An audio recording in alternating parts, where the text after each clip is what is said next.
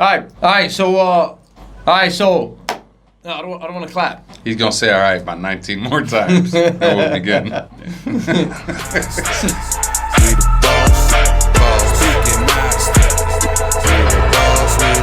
So welcome back to Speaking Master Podcast. Today we're talking about common everyday expressions.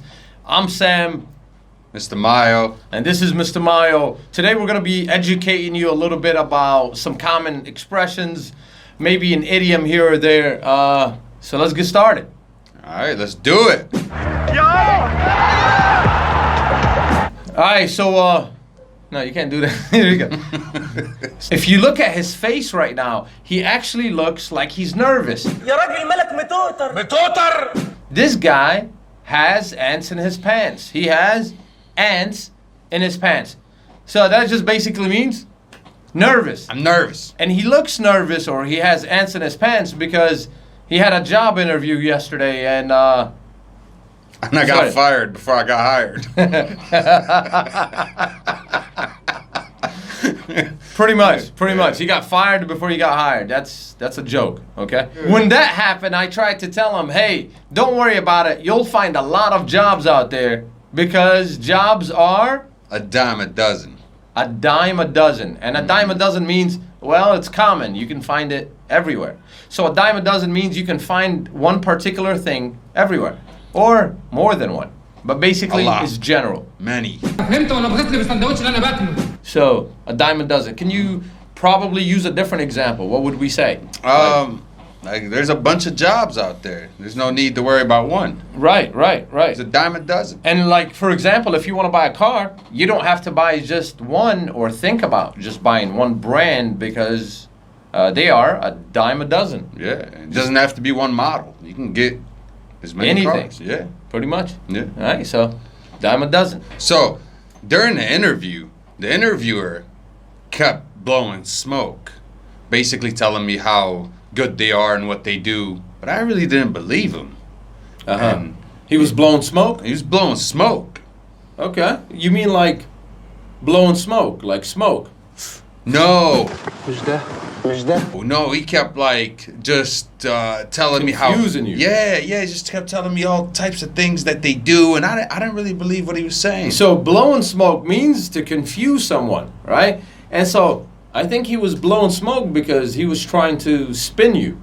Yeah. Yep, he was trying to spin me. Yeah, he was trying to spin you. So he the word here is spin. So you can tell someone, don't spin me, which literally means, well, don't confuse me. Don't tell me things that are not true. Do not deceive me. When someone spins you, it means basically they're trying to deceive you. They're giving you what's called the runaround. And that's another expression. We'll talk about that later. But it was kind of like playing you too, right? And playing you, yeah. But, just to make it easier for the learner, we want to say words that are a little bit easier. Yeah, like spin you. Yeah. Spin it. So next time you feel like a friend of yours or anyone is telling you something and is not fulfilling their promise to give you whatever you need, you can tell them, stop spinning me, and be more direct.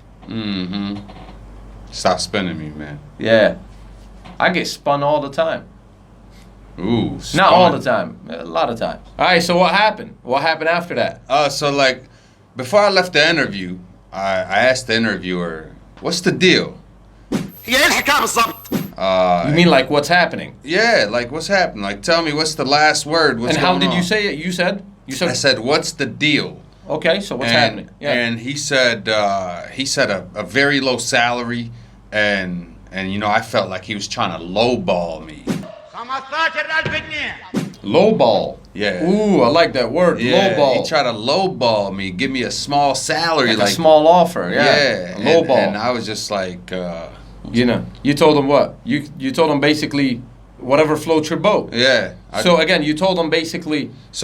So basically, I told him at the end, I was like, man, whatever floats your boat. I don't even. Hold on, wait a second. You told him whatever floats your boat. Yeah. Like basically, do whatever you want. Like do whatever makes you happy.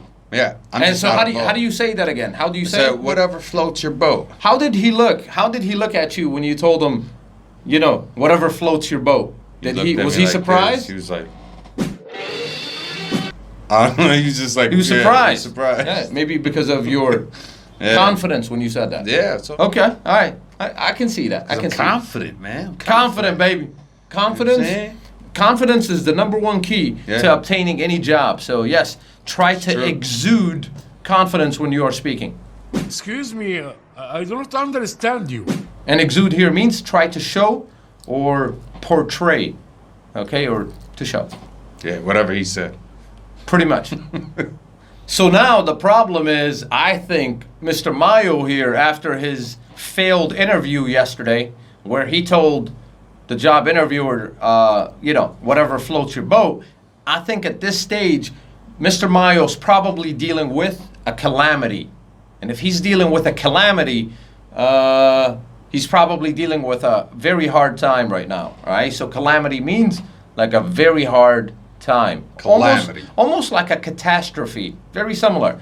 And in this case, because he's dealing with a calamity, I think his calamity is because he wanted to have a job. And I think he has a financial calamity. And so right now, it's really hard for him to buy my bank account things just to have money. And so, yeah. Good luck with the calamity that you have. Thanks. Yeah. I'm just joking, man. It's not a calamity. I'm sure he can find a job, a dime a dozen out there. So it's not even an issue, all right? Don't sweat it. Do not stress it. Yeah. I think you'll do good. Still gonna make it happen. Yeah, he's gonna make it happen. Whatever that is, he's gonna make it happen. Man. And this means basically like to have money and be able to spend. And in this case, we're talking about splurging. All right, that's another word for you today. Maybe if you know the meaning of splurge, you can put it down in the comments. Tell us what it means.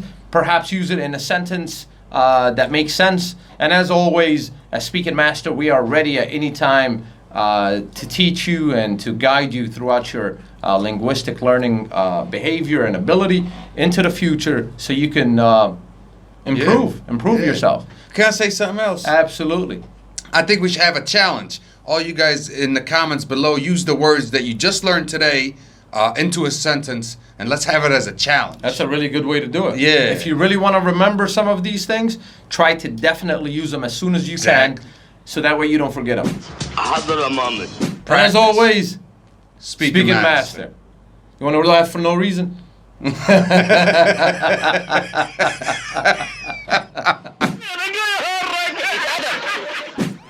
Oh man, we shouldn't do this anymore. Speaking Master.